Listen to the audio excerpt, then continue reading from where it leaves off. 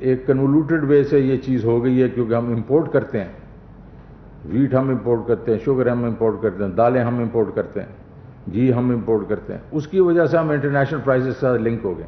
Production تو ہم بڑھائیں گے، کیونکہ پروڈکشن کی بھی آپ نے دیکھا کہ ایگریکلچر پہ توجہ نہیں دی گئی 15-20 سال۔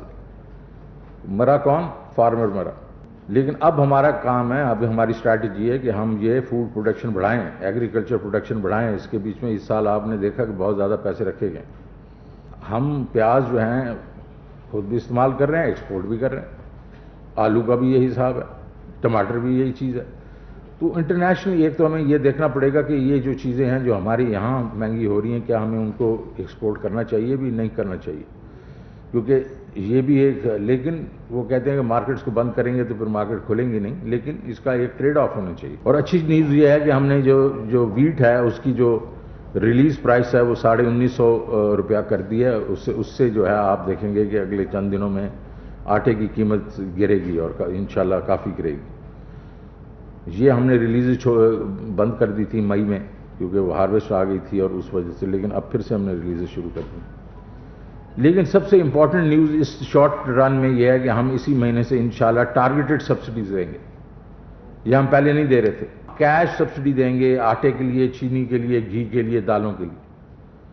اور یہ جو نچلی کو 40 سے 44% جو پاپولیشن ہے ان کو یہ سبسڈی، کیش سبسڈی ملے گی۔